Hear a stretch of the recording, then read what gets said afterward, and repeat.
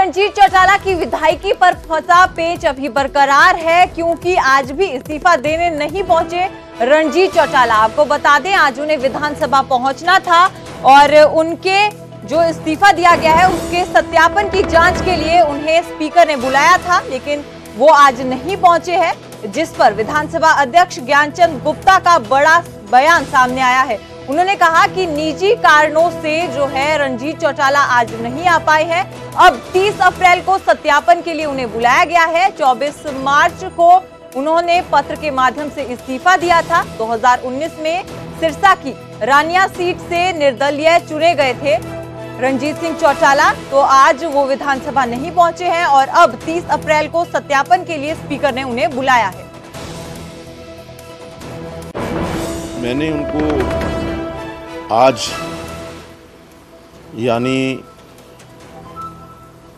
23 अप्रैल के लिए आज 12 बजे के लिए पत्र लिख करके कहा था कि वो व्यक्तिगत रूप से यहाँ आकर के अपने त्यागपत्र के बारे में स्पष्टीकरण दें, लेकिन उन्होंने मुझे फ़ोन के द्वारा सूचित किया है कि कुछ व्यक्तिगत कारणों से आज वो यहाँ पर हाज़िर नहीं हो सकते और कोई अगली तारीख उसके लिए उन्हें दी जाए, कोई समय दिया जाए। तो मैंने ये निर्णय किया कि 30 अप्रैल को उनको दोबारा से विधानसभा के अंदर यहाँ आकर के अपना स्पष्टीकरण देना होगा, ताकि उसके ऊपर हम कोई निर्णय कर सकें। वहीं बीजेपी प्रत्याशी अरविंद शर्मा ने हुड्डा परिवार पर निशाना साधा है। हुड्डा परिवार कांग्रेस आला कमान में पकड़ में आ चुका है। हुड्डा परिवार भय और परिवारवाद की राजनीति करता है। कांग्रेस के अलावा जनता भी ये जान चुकी है। ये सब कुछ कहा है बीजेपी प्रत्याशी डॉक्टर अरविंद शर्मा ने। वहीं कांग्रेस की जो उम्मीदवार है उनकी सूची अभी तक ना आने पर उन्होंने कहा कि कांग्रेस उम्मीदवारों के मैदान में आने पर ही हकीकत पता लगेगी। पीएम मोदी के बारे में भी डॉक्टर अरविंद शर्मा ने कहा कि पीएम मोदी ने हर वर्ग का ख्याल रखा है।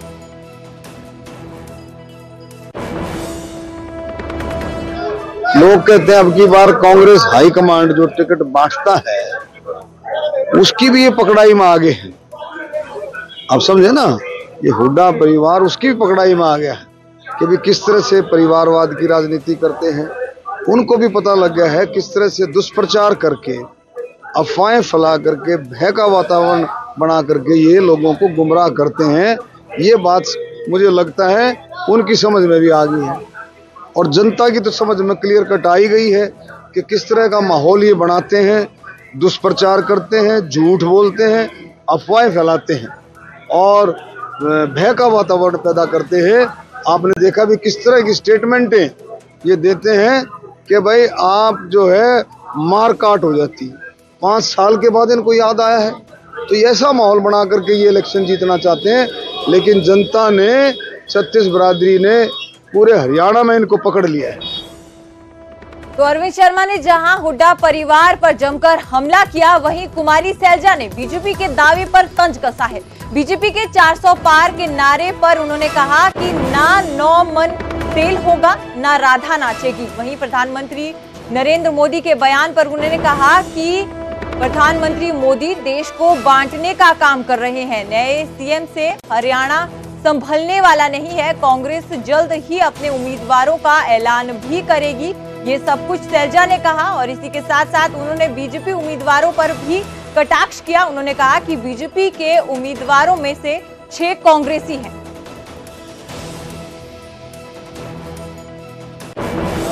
माननीय प्रधानमंत्री जी किस तरह से भाषण दे रहे हैं, किस तरह की बातें कर रहे हैं। देश का प्रधानमंत्री जब समाज को बांटने की बात करे तो ये देश जो कि हर धर्म का, हर जाति का देश है, आपस में भाईचारे का देश है, शांति का देश है, ये देश इस तरह की बातों को कभी भी स्वीकार नहीं करे। दिन ब दिन भारतीय जनता पार्टी के जो नारे थे 400 पार, 370 पार, पहले चरण में ही जो खबरें आ रही हैं, इनके ये सारे नारे, इनके सारे जो ये क्लेम करते हैं, वो सब ध्वस्त होते नजर आ रहे हैं। ना नॉमन तेल होगा, ना राधा नाचे। कांग्रेस कैंडिडेट्स जल्द ही, क्योंकि कई समीकरण देखने पड़ते हैं और हमारे जो शीर्ष नेता हैं वो प्रचार प्रसार में बिजी भी हैं, तो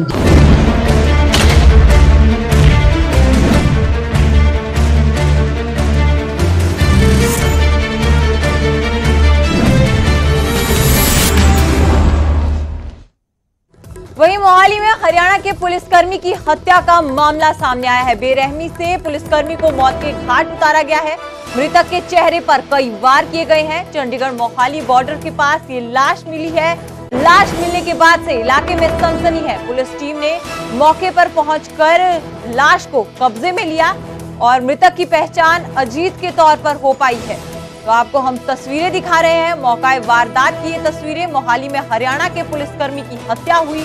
बेरहमी से मौत के घाट जो है उसे उतारा गया है। चेहरे पर कई वार किए गए हैं। अजीत के तौर पर जो है वो पीड़ित की पहचान की गई है। खबर पर ज्यादा जानकारी के लिए हमारे सहयोगी मनोज राठी हमारे साथ जुड़ चुके हैं। मनोज, आपसे जानना चाहेंगे अभी तक फिलहाल इस मामले में क्या कुछ जानकारी है? देखिए, इस मामले में अभी तक कोई गिरफ्तारी नहीं हुई है। अजीत, जैसे आपने भी जिक्र किया कि अजीत कुमार सिंह जो एसओपी यानी कि हरियाणा पुलिस में एक हरियाणा पुलिस का कर्मी था, और अभी तक जो जानकारी सामने आ रही है कि पंचकुला में ही उसकी ड्यूटी थी और मलोया में अपने परिवार के साथ रहता था, यानी कि चंडीगढ़ के मलोया में वो अपने परिवार के साथ रहता था जी। वहां पर कैसे पहुंचा, किसने मारा, जो उसके जो पूरा उसके जो फेस पर काफी बुरी तरह से बेरहमी से पत्थरों से वार किया गया था और उसके बाद मारकर उसको फेंका गया, या कौन जो पूरे इस वारदात को अंजाम किसने दिए, सारी चीजों को लेकर पुलिस अब पॉइंट टू पॉइंट इन्वेस्टिगेशन कर रही है। लेकिन काफी हैरानी की बात यह है कि ड्यूटी पर जो है वो कल गया था और रात को नहीं लौटा, और उसके बाद आज सुबह उसका शव मिला है बिल्कुल पंचकुला और मोहाली और चंडीगढ़ के बॉर्डर के एरिया में, और जंगलों में उसका पूरा शव मिला है और पूरी बावर्दी में था।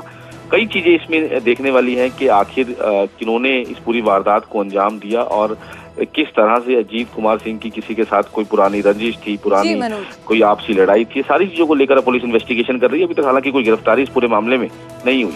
जी, शुक्रिया मनोज ज्यादा जानकारी देने के लिए। तो फिलहाल किसी भी तरह की गिरफ्तारी इस पूरे मामले में नहीं हुई है। बेरहमी से एक पुलिस कर्मी को मौत के घाट उतार दिया गया। पंचकुला में ड्यूटी थी अजीत की और मोहाली बॉर्डर पर यह शव बरामद हुआ है।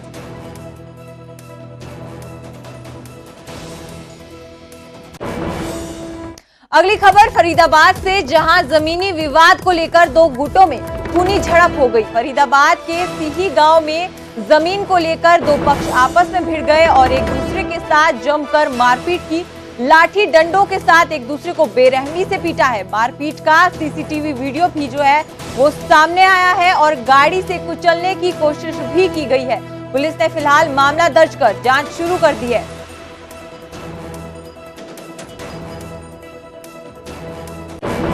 तुम यहाँ कैसे आ गई? क्यों कहा हो? अरे ये तो हमारी चौपाल है, तुम्हारी हिम्मत कैसे पड़ गई? बाहर निकलो तुम यहाँ से। मैंने ये कही बिल्कुल कि तू निकाल दे बाहर से। तो दर्शन ने मेरे से पता क्या कहा कि तू अकेला लल्ले मेरे से। तो उसको लगा कि भाई इसके साथ दो और है, तो कह रहा अकेले लल्ले मेरे से। लल्ले भाई, तो उसी में मेरे हुई है जी हाथापाई। उसके बाद फिर उसके घर वाले आए, वो शिवराम और रामकृष्ण मलिक, उसका लड़का था रामकृष्ण मलिक। नहीं, वो तो गाड़ी तो बाहर का अंदर कल का हुए, परसों की बात बता रहा हूँ मैं, जो चौपाल पे हुई पहले लड़ाई। हाँ, गाड़ी कौन? गाड़ी ये इनका है बाली, रामकृष्ण भाई है, इसका भाई। बढ़ते हैं अगली खबर की तरफ। आपको बता दें कि सोनीपत के रहने वाले चिराग का आज अंतिम संस्कार हो गया है। कनाडा के वैंकूवर में अज्ञात हमलावरों ने चिराग की हत्या कर दी थी। 13 अप्रैल को चिराग की हत्या की गई थी। एमबीए की पढ़ाई करने गया था और अब जो वर्क वीजा पर सिक्योरिटी कंपनी में काम करता था। चिराग की अंतिम यात्रा में जन सैलाब उमड़ा। परिजनों का रो रो कर बुरा हाल था।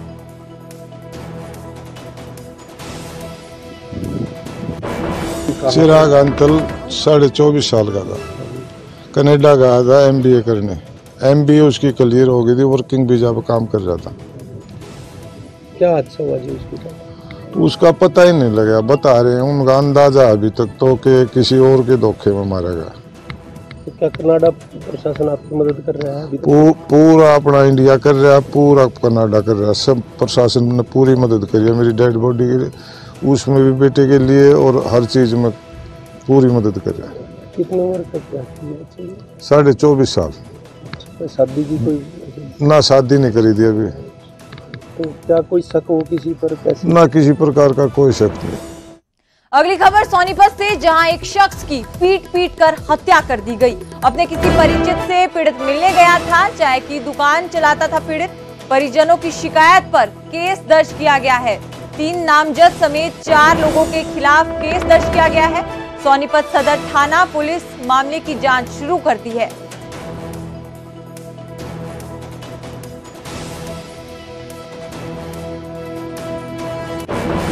वहाँ पे 4 जने बता रहे हैं, 4 जने थे वहाँ पे, जिन्होंने हाथापाई करी, उन्होंने मारे पीटे, चोटें मारी हैं, उनसे उन्होंने अभियान हो गया है। जल्दी जल्दी कार्रवाई हो जाए और जल्दी उनको जो कार्रवाई के थ्रू उनको जो भी सजा मिले गिरफ्तार करें। 22 अप्रैल को शाम के समय थाना सदर सोनीपत में सूचना प्राप्त हुई कि एक व्यक्ति सेक्टर 12 के नजदीक शादीपुर की जमीन पर बेहोशी की हालत में पड़ा है। जिस सूचना पर थाना की पुलिस टीम मौके पर पहुंची तो पता चला कि चोटिल व्यक्ति को उसका लड़का दीपक सिविल हॉस्पिटल सोनीपत ले गया। पुलिस टीम के अस्पताल पहुंचने पर पता चला कि घायल व्यक्ति शमशेर की मृत्यु हो चुकी है, जिस पर थाना पुलिस ने धारा 302 34 IPC के तहत मामला दर्ज कर लिया है। आगे तफ्तीश जारी है।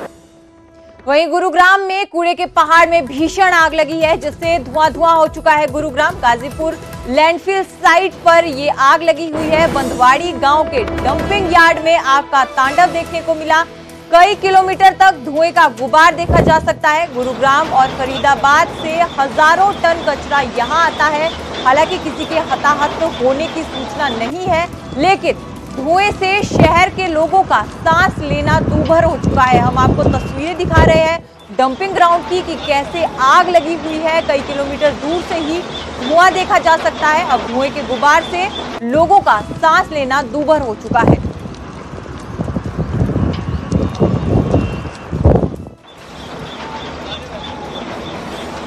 ये सर हमें कल शाम को 5 बजे करीब सूचना मिली थी कि खत्ते में आग ज़्यादा है। वैसे तो हमने एक गाड़ी यहाँ पे स्टैंड बाई खड़ी की हुई है, उस गाड़ी ने काम किया। उसके बाद उन्होंने बताया भाई आग ज़्यादा हो गई है, आप गाड़ियाँ और भेजें। तो हमने 4 गाड़ियाँ गुड़गांव से और भेज दी थी। उन्होंने सुबह 3 बजे तक काम किया, आग को कंप्लीट कर दिया था। उसके बाद अचानक से आप देख रहे हो पीछे एकदम से आग भड़क गई थी। और उसके बाद फिर हमारे पास 5 बजे मैसेज आया सुबह कि भाई आग ज़्यादा हो गई है, आप गाड़ियाँ और भेजो। फिर हमने गुड़गांव से 8 गाड़ियाँ गुड़गांव से और 4 गाड़ियाँ फरीदाबाद से बुला करके अब आग को हमने पूरी तरह कंट्रोल में किया हुआ है। और शाम को तकरीबन शाम तक 6-7 बजे तक हम आग को पूरी तरह कंट्रोल में कर लेंगे। किसी के हताहत होने की किसी का नहीं, अभी तक कोई समाचार नहीं है। हमारे 40 कर्मचारी कंटिन्यू यहीं पर लगे हुए हैं। क्या कारण था इसका और लगातार अब आग भड़क रही है, इसके पीछे का क्या कारण? इसके पीछे का सर ये कारण है, जो खत्ता है ना यहाँ पे गैस बन जाती है, गंदगी इकट्ठी हो गई गैस बन जाती है और गर्मी ज्यादा होने के कारण अचानक से उसमें आग लग जाती है।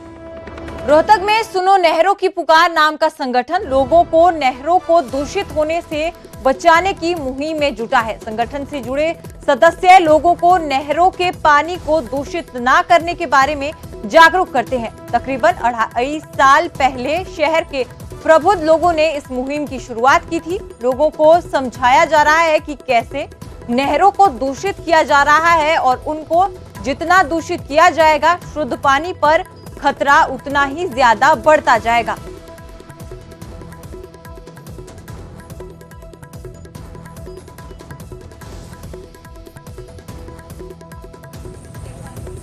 रोहतक में एक सुनो नहरों की पुकार नाम से मिशन की शुरुआत की थी और मिशन का उद्देश्य ये था कि हमारे जो जोन है, जिस जोन में हम रहते हैं, इस जोन में कुएं जो हर तालाब भरपूर मात्रा में थे और पेयजल का मुख्य स्रोत वही थे। नहरें थी, परंतु नहरों का जो पानी था लगभग वो सिंचाई में काम आता था। परंतु जो जो शहरों पर बस्ती का बोझ बढ़ा, उसके साथ साथ जो पेयजल की तंगी आने लगी, तो नहरों का और विकल्प के तौर पर जो पानी है बढ़ाया जाने लगा। और आज के समय ऐसा है कि जब नहरों का जो पानी है, रोहतक के पास 2 नहरें हैं, एक तो जेएलएन के नाम से, एक बीएसपी के नाम से। इन नहरों में हमने देखा कि विभिन्न प्रकार का जो सामान है वो बहुत ज्यादा नहरों प्लास्टिक की थैलियों भर लोग डाल रहे थे। चलो भाई, आस्था रखिए, श्रद्धा रखिए, अच्छी बात है, रखनी भी चाहिए, पूजा पाठ कीजिए, करने चाहिए, परंतु पानी भी हमारे धर्म शास्त्रों में सबसे पहले पूजा जाता है। जो भी धार्मिक हमारा अनुष्ठान होता है, सबसे पहले शुद्ध पानी ही मांगते हैं। अगर वो पानी शुद्ध नहीं रहेगा तो अनुष्ठान करने का क्या फायदा। दूसरा, हमारे मिशन का उद्देश्य ये है कि हर आदमी को शुद्ध जल मिले, और शुद्ध जो जल है वो नहरों का ही बचा है। अगर उसको हम आस्था के नाम पर यूं ही प्रदूषित करते रहे तो आगे आने वाली पीढ़ियों के लिए बहुत ज्यादा कष्ट होने वाला है।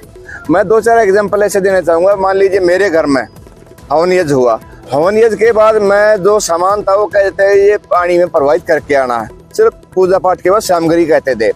उस सामग्री के साथ साथ मैं जितने प्रकार का सामान आया, मान लीजिए हवन सामग्री लेकर आए, उसका रैपर, लकड़ी लेकर आए उसका रैपर, धूप का रैपर, अगरबत्ती रैपर, जो रोड़ी मोड़ी कपूर सबके रैपर भी, और पैकेट भी, और प्लास्टिक की छोटे छोटे पैकिंग भी, वो सारा विभिन्न प्रकार की थैलियों में बंद करके नहर के अंदर डाल देते हैं।